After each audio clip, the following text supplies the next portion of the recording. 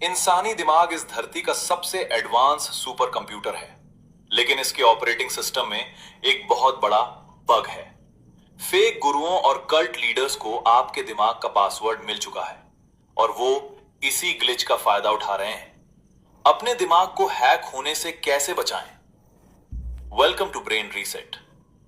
Cults की इस dark psychology और माइंड कंट्रोल को बिल्कुल जड़ से डिकोड करने के लिए आज हमने दो बिहेवियरल एक्सपर्ट्स को इनवाइट किया है।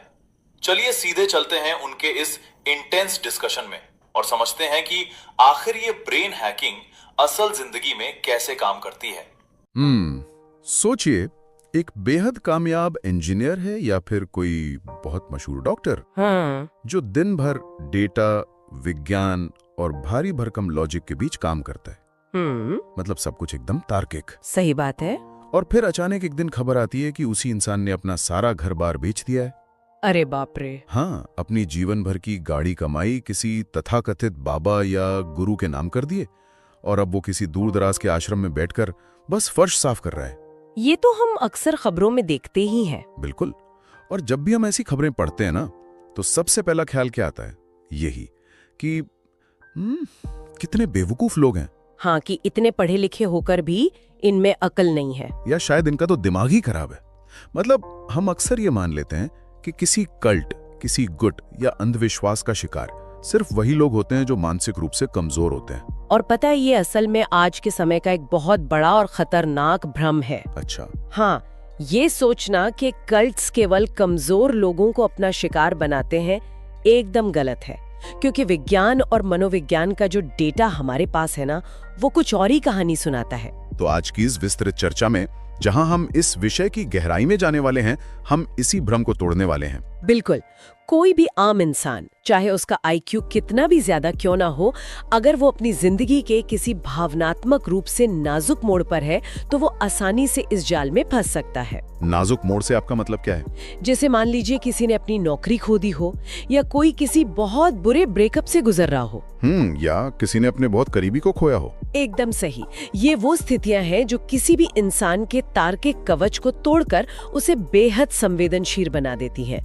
सच्चाई ये है कि वो लोग बेवकूफ नहीं है, बल्कि उनका दिमाग एक तरह से हैक हो चुका है। हैक हो चुका है जी। मतलब ये बौद्धिक कमजोरी का मामला नहीं है, बल्कि उस समय की परिस्थिति का मामला है। हाँ, पूरी तरह से। लेकिन फिर भी एक सवाल तो उठता ही है ना, एक तार्किक दिमाग ऐसे अजीबोगरीब दावों पर कैसे यकीन कर लेता है? क्योंकि यहाँ बात तर्क की है ही नहीं, यहाँ बात सर्वाइवल की है, यानी जिंदा रहने की।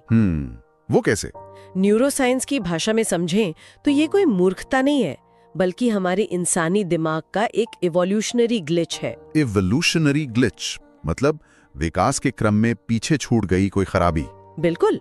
जरा हजारों साल पीछे प्राचीन काल के बारे में सोचिए। जब इंसान जंगलों में, कबीलों में रहता था, तब झुंड से अलग होने का सीधा सा मतलब क्या होता था? मौत। या तो कोई जंगली जानवर खा जाएगा या भूख से मर जाएंगे। बस उस समय हमारे दिमाग की प्रोग्रामिंग कुछ इस तरह से हुई कि उसने समूह का हिस्सा बने रहने को ही जीवन की सबसे बड़ी प्राथमिकता मान लिया। अच्छा, तो दिमाग के लिए सच्चाई या लॉजिक कोई मायने नहीं रखता था? एकदम नहीं। उसके लिए सिर्फ बिलोंगिंग यानी झुंड से जुड़े रहना जरूरी था। कल्ट्स या उनके लीडर्स कोई काला जादू नहीं करते हैं। तो वो क्या करते हैं? वो बस हमारे दिमाग के इसी प्राचीन सर्वाइवल मैकेनिज्म को हैक कर लेते हैं। यार, मुझे ये बात एक बहुत ही दिलचस्प नजरिए से समझ आ रही है। बताइए। अगर मैं इसकी तुलना आज की तकनीक से करूं, तो हमारा जो ये आधुनिक तर्कशील दिमाग है, वो किसी बहुत ही महंगे, एकदम लेटेस्ट स्मार्टफोन की तरह है। बहुत बढ़िया उदाहरण है। लेकिन उस चमकदार स्मार्टफोन के ऑपरेटिंग सिस्टम में अंदर कहीं एक बहुत ही पुराना आदिमानव के जमाने का सॉफ्टवेयर बग छिपा हुआ है। हाँ। और आज के ये जो फेक गुरु या कल्ट लीडर्स हैं, ये कोई बहुत बड़े जीनियस हैकर नहीं है। इन्हें बस इतना पता चल गया है कि उस पुराने सॉफ्टवेयर बग को ट्रिगर कैसे करना है। ये बहुत ही शानदार और सटीक तुलना है। वो बिल्कुल उसी सॉफ्टवेयर बग को निशाना बनाते हैं और उन्हें अच्छी तरह पता होता है कि इस बग को एक्टिवेट करने के लिए सबसे सही समय कौन सा है। तो ये प्रक्रिया शुरू कैसे होती है? क्योंकि मतलब कोई भी इंसान एक ही दिन में अपनी सारी संपत्ति या अपनी पूरी जिंदगी किसी अजनबी के नाम तो नहीं कर देता ना? बिल्कुल नहीं। ये जाल असल में बुना कैसे जाता है? इस जाल की शुरुआत होती है एक बहुत ही मीठे और खुशनुमा तरीके से। मनोविज्ञान में इसे लव बॉम्बिंग कहा जाता है। लव बॉम्बिंग, प्यार की बारिश। हाँ, जैसा कि हमने पहले बात की, जब कोई व्यक्ति भावनात्मक रूप से अपने सबसे निचले स्तर पर होता है, बहुत अकेला महसूस कर रहा होता है, तब ये समूह या कल्ट उस पर अचानक प्यार, ध्यान और मान्यता की जैसे बेतहाशा बारिश कर देता है। अरे वाह। वो उस इंसान को ये महसूस कराते हैं कि वो दुनिया का सबसे खास इंसान है। उसकी हर बात को बहुत ध्यान से सुना जाता है, उसे बिना किसी शर्त के स्वीकार किया जाता है। मतलब उसे एक ऐसा परिवार दे दिया जाता है जिसकी उसे उस वक्त सबसे ज्यादा जरूरत थी। एकदम सही। ये सुनकर मुझे एक बहुत ही आम जिंदगी की स्थिति याद आ रही है। कैसी स्थिति? क्या ये बिल्कुल वैसा ही नहीं है जैसे किसी नए रोमांटिक रिश्ते की शुरुआत में होता है, वो जो हनीमून फेज होता है? हाँ, बिल्कुल। या फिर जब किसी को नई नई नौकरी मिलती है और शुरुआती हफ्तों में सब कुछ परफेक्ट लगता है, बॉस भी बहुत अच्छा लगता है, काम भी शानदार लगता है, क्या उस वक्त हमारे दिमाग में कुछ रासायनिक बदलाव हो रहे होते हैं? बिल्कुल हो रहे होते हैं। वहाँ पूरा खेल केमिकल्स का ही है। जब कोई समूह लव बॉम्बिंग करता है ना, तो दिमाग में एक जबरदस्त केमिकल ब्लास्ट होता है। Chemical blast? कौन से केमिकल्स? दिमाग में डोपामीन, जो हमें खुशी और इनाम का एहसास कराता है, और ऑक्सीटोसिन, जिसे हम जुड़ाव या बॉन्डिंग का हार्मोन कहते हैं, उनका एक भारी उछाल आता है। नए रिश्ते के हनीमून फेज में भी यही होता है, जिससे हम सामने वाले की कमियां नहीं देख पाते। अच्छा, तो कल्ट्स इसी प्राकृतिक प्रक्रिया का फायदा उठाते हैं? हाँ, वो इसे कई गुना बढ़ाकर एक हथियार की तरह इस्तेमाल करते हैं। वो व्यक्ति के खालीपन को इतने तीव्र रासायनिक जुड़ाव से भर देते हैं कि वो एक तरह की न्यूरोकेमिकल हाईजैकिंग बन जाती है। बाप रे। यानी उस इंसान का दिमाग उस समूह के प्यार और उस केमिकल हाई का पूरी तरह से आदी हो जाता है। बिल्कुल, उसे उसी की लत लग जाती है। खैर, ये तो हुई शुरुआत की बात, एक ऐसा फेज जहां सब कुछ बहुत प्यार भरा, सुरक्षित और अच्छा लग रहा है। लेकिन हमने तो डॉक्यूमेंट्रीज में देखा है और खबरों में भी पढ़ा है कि इन कल्ट्स की कहानियां अंत में बहुत डरावनी हो जाती हैं। बहुत ज्यादा। तो प्यार और जुड़ाव के बाद कहानी में ये डरावना मोड़ कैसे आता है? एक बार जब इंसान जुड़ गया तो वो उस पर अपना नियंत्रण कैसे कसते हैं। एक बार जब वो रासायनिक जुड़ाव पक्का हो जाता है ना, तब कल्ट अपना दूसरा और असली दांव चलता है। वो क्या है? वो धीरे धीरे एक नया नैरेटिव, एक नई कहानी गढ़ना शुरू करते हैं। हम बनाम वे की कहानी, अंग्रेजी में जिसे अस वर्सेस देम कहते हैं। मतलब हम और वो। हाँ, वो बताना शुरू करते हैं कि बाहर की दुनिया बहुत खतरनाक है, बाहर के लोग अज्ञानी हैं, वो हमारे खिलाफ साजिश कर रहे हैं, और केवल हमारा समूह ही तुम्हें बचा सकता है। बिल्कुल, यही लाइन बोली जाती है। यानी वो जानबूझकर दुनिया को दो हिस्सों में बांट देते हैं, अंदर वाले सुरक्षित और ज्ञानी हैं और बाहर वाले दुश्मन हैं। एकदम सही। और पता है, इसका सीधा असर हमारे दिमाग के किस हिस्से पर पड़ता है? किस हिस्से पर? उसे अमिगडाला कहते हैं। अमिगडाला हमारे दिमाग का वो हिस्सा है जो खतरे को भांपने का काम करता है। ये हमारा इनबिल्ट फायर अलार्म है। अच्छा, तो डर का केंद्र? हाँ, जब कल्ट लगातार बाहर की दुनिया का डर दिखाता है तो व्यक्ति का अमिगडाला हमेशा एक्टिवेटेड रहता है। वो लगातार एक बेचैनी या एंजाइटी में जीने लगता है। तो उसे सचमुच ये महसूस होने लगता होगा कि अगर उसने समूह छोड़ा तो उसका विनाश हो जाएगा। बिल्कुल, वो सुरक्षा के लिए पूरी तरह से कल्ट पर निर्भर हो जाता है। ठीक है, मैं समझ गया कि अमिगडाला डर पैदा कर रहा है, लेकिन फिर भी इंसान के पास एक सोचने समझने वाला दिमाग भी तो है ना। मैंने कहीं पढ़ा है कि ये समूह शारीरिक रूप से भी लोगों को बहुत थकाते हैं। नींद ना लेने देना, खाने पर पाबंदी लगाना, क्या वो ऐसा जानबूझकर करते हैं? हाँ, ये नियंत्रण का सबसे क्रूर और वैज्ञानिक तरीका है। वो नींद में कमी करते हैं, खाने पीने पर अजीबोगरीब पाबंदियां लगाते हैं, उपवास भी करवाते होंगे बहुत ज्यादा, और घंटों तक लगातार एक ही मंत्र का जाप या भारी अनुष्ठान करवाते हैं। ये सब बिना किसी वजह के नहीं होता। तो इसके पीछे क्या वजह है? इसका एक सीधा बायोलॉजिकल मैकेनिज्म है। हमारे दिमाग का वो हिस्सा जो तार्किक सोच, विश्लेषण और सही फैसले लेने के लिए जिम्मेदार होता है, उसे प्री फ्रंटल कॉर्टेक्स कहते हैं। Pre frontal cortex. और इस हिस्से को काम करने के लिए भारी मात्रा में ऊर्जा और ग्लूकोज की जरूरत होती है। ओहो, तो जब नींद और खाना नहीं मिलेगा तो दिमाग पावर सेविंग मोड में चला जाता है। वो ऊर्जा बचाने के लिए हाई लेवल लॉजिक वाले प्रीफ्रंटल कॉर्टेक्स को लगभग शट डाउन कर देता है। क्या बात कर रही हैं? मतलब इंसान सवाल पूछने और विश्लेषण करने की शारीरिक क्षमता ही खो बैठता है। बिल्कुल, वो लॉजिकली सोच ही नहीं पाता। एक मिनट, मुझे यहाँ ना एक बहुत ही बुनियादी बात पर आपत्ति है। क्या? देखिए, मैं ये मान सकता हूँ कि इंसान भावनाओं में बह जाता है। मैं ये भी समझ गया कि नींद की कमी से लॉजिक काम करना बंद कर देता है। हाँ। लेकिन अगर कोई मुझे भूखा रख रहा है, मुझे डरा रहा है और मुझे इतनी तकलीफ में रख रहा है, तो मेरा जो सबसे पुराना सर्वाइवल इंस्टिंक्ट है, हाँ, वो तो ये कहना चाहिए ना कि भाई ये जगह खतरनाक है, यहां से भागो। खतरे को देखकर इंसान की पहली प्रतिक्रिया तो वहां से भागने की होती है। वो लोग वहीं क्यों रुके रहते हैं? आपका सवाल बहुत ही लाजमी है और यही वो बिंदु है जहां इंसान की पूरी साइकोलॉजी पलट जाती है। कैसे पलट जाती है? जब सच्चाई सामने आने लगती है या जब इंसान को दर्द होने लगता है, तब उसका दिमाग अपनी गलती मानकर भागने के बजाय खुद को ही धोखा देने का रास्ता चुन लेता है। खुद को धोखा? वो कैसे? इसे बस बातों से नहीं समझा जा सकता। इसे समझने के लिए हमें मनोविज्ञान के कुछ बहुत ही ठोस और ऐतिहासिक प्रयोगों की तरफ देखना होगा। अच्छा, तो चलिए उन प्रयोगों को समझते हैं, क्योंकि मुझे सच में ये जानना है कि हमारा दिमाग हमें भागने से कैसे रोकता है। इसमें सबसे पहला और सबसे चौंकाने वाला उदाहरण है 1956 का लियोन फेस्टिंगर का प्रयोग। 1956 का? हाँ, जिसे मनोविज्ञान की दुनिया में व्हेन प्रोफेसी फेल्स के नाम से जाना जाता है।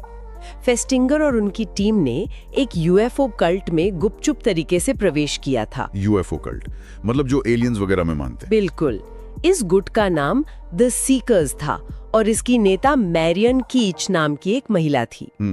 उनका दृढ़ विश्वास था कि फला तारीख को आधी रात के वक्त दुनिया एक प्रलय से खत्म होने वाली है। अरे बाप रे। और ठीक उससे पहले उड़न तश्तरियों में बैठकर एलियंस केवल उन कल्ट मेंबर्स को बचाने आएंगे। और आपको पता है क्या? उन लोगों ने इस विश्वास में अपनी नौकरियां छोड़ दी थीं, अपनी सारी संपत्तियां बांट दी थीं। ये तो पूरी तरह से एक साइंस फिक्शन फिल्म जैसा लग रहा है। तो जरा उस रात का दृश्य सोचिए, जब वो तारीख आई होगी, रात के 12 बजे होंगे और आसमान से कोई उड़न तश्तरी नहीं उतरी, तब क्या हुआ? तर्क तो यही कहता है ना कि 12:01 पर उन्हें समझ आ जाना चाहिए था कि वो बेवकूफ बन गए हैं। हाँ बिल्कुल। फेस्टिंगर भी यही देखना चाहते थे कि जब भविष्यवाणी गलत साबित होगी तो वो क्या करेंगे, लेकिन हुआ एकदम उल्टा। उल्टा मतलब क्या किया उन्होंने? जब आधी रात गुजर गई और सुबह के 4 बज गए तो कल्ट के सदस्यों ने अपनी गलती नहीं मानी। तो फिर क्या कहा? मैरियन कीच ने अचानक कहा कि उन्हें एक संदेश मिला है। कैसा संदेश? संदेश ये था कि इस छोटे से समूह की प्रार्थनाओं की ताकत इतनी ज्यादा थी कि भगवान ने पूरी दुनिया को माफ कर दिया है और प्रलय टल गई है। ओहो, मतलब उन्होंने हार मानने या सच्चाई का सामना करने के बजाय उसी झूठ को एक नई जीत में बदल दिया। बिल्कुल। और सबसे हैरानी की बात ये थी कि उस रात के बाद उन सदस्यों का विश्वास टूटने के बजाय और ज्यादा मजबूत हो गया। अरे ऐसा कैसे हो सकता है? वो बाहर निकले और जोरों शोरों से नए लोगों को अपने समूह में जोड़ने लगे। इसे ही मनोविज्ञान में कॉग्निटिव डिसोनेंस कहा जाता है। कॉग्निटिव डिसोनेंस, इसका मतलब ये हुआ कि जब इंसान के किसी बहुत गहरे विश्वास और असल सच्चाई के बीच सीधा टकराव होता है तो दिमाग में एक असहनीय पीड़ा या तनाव पैदा होता है। हाँ। हमारा दिमाग ये बर्दाश्त ही नहीं कर पाता कि जिस चीज पर उसने अपनी पूरी जिंदगी, अपना पैसा, अपना सम्मान, सब कुछ दांव पर लगा दिया, वो एक सफेद झूठ था। एकदम सही पकड़ा आपने। तो अपनी उस दुनिया को टूटने से बचाने के लिए दिमाग अजीबोगरीब और बेतुके बहाने गढ़ लेता है। बिल्कुल। और इसमें ना संक कॉस्ट फैलेसी भी एक बहुत बड़ा रोल निभाती है। ये संक कॉस्ट फैलेसी क्या है? जब कोई अपना इतना समय और पैसा किसी चीज में लगा चुका होता है ना, तो पीछे हटना और ये कबूल करना कि मैं बेवकूफ था, बहुत ही दर्दनाक होता। हाँ, ईगो हर्ट होता है। इसीलिए कॉग्निटिव डिसोनेंस और संक कॉस्ट फैलेसी मिलकर इंसान को उसी गड्ढे में और गहराई तक खोदने पर मजबूर कर देते हैं। ठीक है, ये बात तो उन लोगों के लिए समझ आती है जो पहले से ही उस समूह में गहराई तक फंसे हुए हैं, जिन्होंने अपना सब कुछ दांव पर लगा दिया है। लेकिन उसका क्या, जो अभी अभी गया है, जो केवल एक दर्शक है, मतलब जो नया मेंबर है। हाँ, जब कोई नया इंसान किसी समूह में जाता है और अपनी आंखों के सामने कुछ गलत होते हुए देखता है तो वो चुप क्यों रहता है? इस सवाल का जवाब हमें 1951 में स्वॉथमोल कॉलेज में सोलोमन एश द्वारा किए गए कन्फॉर्मिटी एक्सपेरिमेंट से मिलता है। कन्फॉर्मिटी एक्सपेरिमेंट, इसमें क्या हुआ था? ये साबित करता है कि समूह का दबाव इंसान पर कितना भारी पड़ सकता है। इस प्रयोग में एक अकेले इंसान को एक कमरे में बैठाया गया जहां 7-8 और लोग भी थे। ठीक है। उन सबको 2 कार्ड दिखाए गए। एक कार्ड पर एक लाइन थी और दूसरे कार्ड पर 3 अलग-अलग लंबाई की लाइनें थीं। उन्हें बस ये बताना था कि उन 3 लाइनों में से कौन सी लाइन पहले कार्ड वाली लाइन के बराबर है। यार, ये तो कोई भी बच्चा बता देगा। ये तो आंखों के सामने का सच है। बिल्कुल, जवाब एकदम साफ था। लेकिन उस कमरे में बैठाए गए बाकी सभी लोग दरअसल अभिनेता थे जो ऐश की टीम का हिस्सा थे। अच्छा, मतलब वो नाटक कर रहे थे। हाँ, उन्हें ये निर्देश दिया गया था कि वो जानबूझकर गलत लाइन की तरफ इशारा करें और पूरे आत्मविश्वास के साथ गलत जवाब दें। तो जब उस एक अकेले और असली व्यक्ति की बारी आई तो उसने क्या किया? क्या उसने अपनी आंखों पर भरोसा किया या उस समूह के गलत जवाब पर? जब नतीजे आए तो विज्ञान जगत हैरान रह गया। कई बार ऐसा हुआ कि लोगों ने अपनी आंखों देखी सच्चाई को दरकिनार कर दिया। अरे बाप रे। और केवल समूह के दबाव में आकर जानबूझकर गलत जवाब दे दिया, सिर्फ इसलिए ताकि वो अलग ना दिखें? हाँ, इंसान मेजॉरिटी से अलग थलग नहीं दिखना चाहता।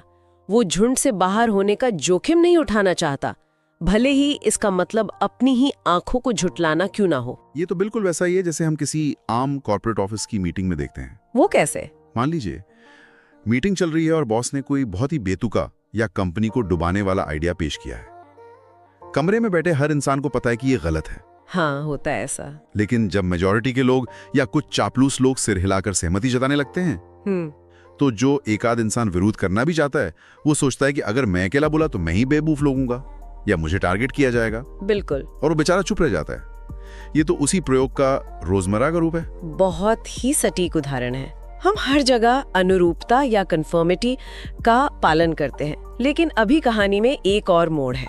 और क्या बचा है? चलिए, पेयर प्रेशर की बात तो समझ आती है कि लोग गलत जवाब दे देंगे, लेकिन अगर बात किसी की जान लेने पर आ जाए? जान लेने पर? क्या बात कर रही हैं? हाँ, तीसरा और शायद सबसे परेशान करने वाला साक्ष्य है 1963 का येल विश्वविद्यालय में हुआ स्टेनली मिलग्राम का ओबीडियंस प्रयोग। ओबीडियंस प्रयोग, ये वो प्रयोग है ना जिसमें अजनबियों को इलेक्ट्रिक शॉक दिए गए थे? बिल्कुल वही। लेकिन लोग किसी के कहने पर ऐसा क्यों करेंगे?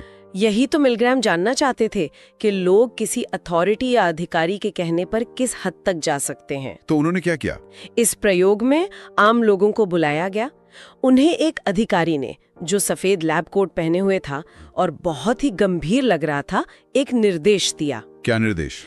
कि पास के कमरे में बैठा व्यक्ति जब भी गलत जवाब दे तो उसे इलेक्ट्रिक शॉक दिया जाए, और जैसे जैसे गलतियां बढ़ेंगी शॉक का वोल्टेज भी बढ़ाना होगा। अरे भगवान! यहाँ तक कि वो 450 वोल्ट के घातक स्तर तक भी जा सकता था। लेकिन असल में तो कोई शॉक नहीं दिया जा रहा था ना? नहीं, दूसरे कमरे में एक अभिनेता था जो शॉक नहीं खा रहा था। शुक्र है। लेकिन वो दर्द से चीखने, रोने और ये चिल्लाने की एक्टिंग कर रहा था कि मेरे दिल में दर्द हो रहा है, मुझे बाहर निकालो। बाप रे! लेकिन बटन दबाने वाले इंसान को ये बात नहीं पता थी।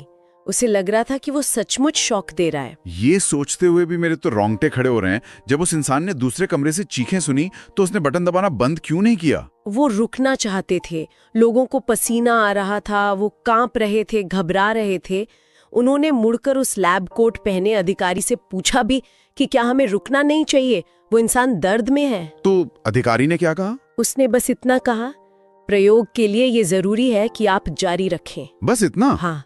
और दुखद बात यह है कि केवल उस लैब कोट वाले अधिकारी के प्रति अपने आज्ञा पालन की वजह से ज्यादातर लोग उस घातक स्तर तक शॉक देते रहे।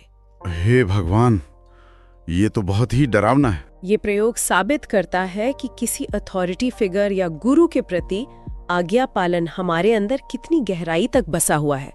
ये हमारी इंसानियत और हमारे अपने लॉजिक को भी हरा सकता है। यानी कल्ट लीडर्स इसी आज्ञा पालन का फायदा उठाकर लोगों से कुछ भी करवा लेते हैं। बिल्कुल। यार, ये सब सुनकर एक अजीब सी घबराहट हो रही है मुझे। मैं समझ सकती हूँ। मतलब अगर हमारे दिमाग की वायरिंग ही ऐसी है, अगर हम कुछ मीठे शब्दों से डोपामिन के नशे में आ जाते हैं, डर से हमारा एमिगडाला हाईजैक हो जाता है, हम समूह के दबाव में अपनी आंखों देखी सच्चाई को नकार देते हैं और किसी अथॉरिटी के आदेश पर किसी को नुकसान भी पहुंचा सकते हैं। हाँ, तो फिर हम इंसान तो बहुत ही लाचार हुए। इतने सारे मनोवैज्ञानिक जालों को समझने के बाद अब सबसे बड़ा सवाल यही है कि इस सबसे बचा कैसे जाए। बचाव तो है। क्या? रोजमर्रा की जिंदगी में इन बातों का इस्तेमाल करके हम अपने इस हैक हो चुके दिमाग को रीसेट कर सकते हैं। बिल्कुल कर सकते हैं। हमारा दिमाग भले हैक हो सकता है, लेकिन विज्ञानी हमें इसका बचाव भी देता है। तो बताइए क्या तरीके हैं? इस पूरी जानकारी का इस्तेमाल करके हम अपने बचाव के कुछ मजबूत नियम बना सकते हैं। इसमें सबसे पहला और सबसे महत्वपूर्ण नियम है 48 घंटे का नियम या 48 आवर एंकर। ये 48 घंटे का नियम असल जिंदगी में कैसे काम करता है? जब भी हम किसी नए आध्यात्मिक समूह से जुड़ते हैं या किसी बड़े मोटिवेशनल सेमिनार में जाते हैं, हाँ, और कोई व्यक्ति अचानक बहुत खास महसूस कराता है और फिर तुरंत कोई बड़ा कमिटमेंट मांगता है। कमिटमेंट जैसे? हो सकता है वो पैसे का दान हो या हमारी पूरी लाइफस्टाइल बदलने की बात हो। अच्छा। ऐसे मौके पर हमें वहीं रुक जाना चाहिए और खुद को कम से कम 48 घंटे का ब्रेक देना चाहिए।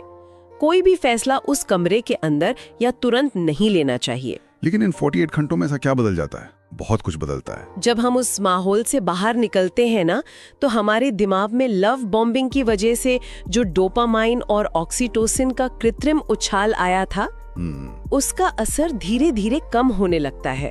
उनका केमिकल हाफ लाइफ खत्म होता है। और वो जो लॉजिक वाला हिस्सा था दिमाग का, हाँ, सबसे जरूरी बात, नींद लेने और उस दबाव से दूर होने पर हमारा प्री फ्रंटल कॉर्टेक्स, जो तर्क और सोच विचार का केंद्र है, वो पावर सेविंग मोड से बाहर आ जाता है और वापस काम करने लगता है। अरे वाह, है ना कमाल का तरीका। ये तो बिल्कुल ऑनलाइन शॉपिंग वाले फंडे की तरह है। वो कैसे? मतलब हम सभी के साथ ऐसा होता है कि रात में कोई बहुत महंगी चीज देखी, एकदम से आवेग में आए और उसे कार्ट में डाल लिया। हाँ हाँ बिल्कुल। लेकिन जो समझदार वित्तीय सलाहकार होते हैं वो कहते हैं कि भाई उसे तुरंत मत खरीदो, उसे 24 या 48 घंटे के लिए उसी शॉपिंग कार्ट में पड़ा रहने दो। सही बात है। अगर 2 दिन बाद भी उसकी सच में जरूरत महसूस हो तभी खरीदो। इस तरह हम आवेग में आकर पैसे बर्बाद करने से बच जाते हैं। एकदम परफेक्ट एनालॉजी है ये। तो माइंड कंट्रोल से बचने के लिए ये 48 घंटे का नियम एक तरह को इमोशनल कार्ट अबैंडनमेंट है। भावनाओं के आवेग को शांत होने का वक्त देना बहुत ही शानदार तरीका है। अच्छा, दूसरा बचाव क्या है? दूसरा तरीका है हम बनाम वे के नैरेटिव को पहचानना। Us versus them। हाँ, ये एक बहुत बड़ी लाल झंडी यानी रेड फ्लैग है।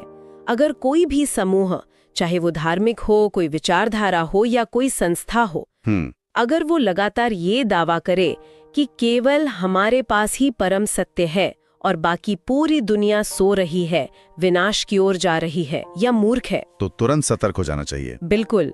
इसे कभी भी आध्यात्मिकता या ज्ञान नहीं समझना चाहिए। ये सीधे सीधे एमिगडाला को एक्टिवेट करके लोगों को डराने और उन्हें नियंत्रण में रखने की एक पुरानी चाल है। सही कहा।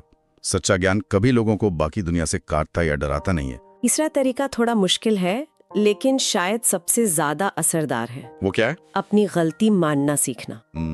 ये तो सच में मुश्किल है। हाँ, हमें अपने दिमाग को जानबूझकर ये कहने की ट्रेनिंग देनी होगी कि मैं गलत था। अच्छा। जब कोई इंसान अपनी गलती को बोलकर स्वीकार करता है ना, तो उससे एक तरह की दिमागी पीड़ा होती है, ईगो हर्ट होता है। बिल्कुल होता है। लेकिन जब हम उस कॉग्निटिव डिसोनेंस को सहते हैं तो दिमाग में न्यूरोप्लास्टिसिटी बढ़ती है। न्यूरोप्लास्टिसिटी यानी दिमाग नए तरीके से सोचना सीखता है। ऐसा करने से वो जो संक कॉस्ट फैलेसी की पकड़ है कि मैंने इतना पैसा लगा दिया तो मैं पीछे कैसे हटूं, वो कमजोर हो जाती है। मतलब ये अपने अहंकार को किनारे रखकर सच का सामना करने की क्षमता विकसित करने के बारे में है। बिल्कुल सही पकड़ा आपने। यानी वो जो गलती मानने पर दिमागी पीड़ा होती है, उसे गले लगाना होगा। ये सचमुच एक तरह की भारी दिमागी कसरत है तो सही, लेकिन बहुत जरूरी है। तो आज की इस पूरी चर्चा को अगर समेटा जाए तो एक बात बिल्कुल शीशे की तरह साफ हो जाती है। क्या?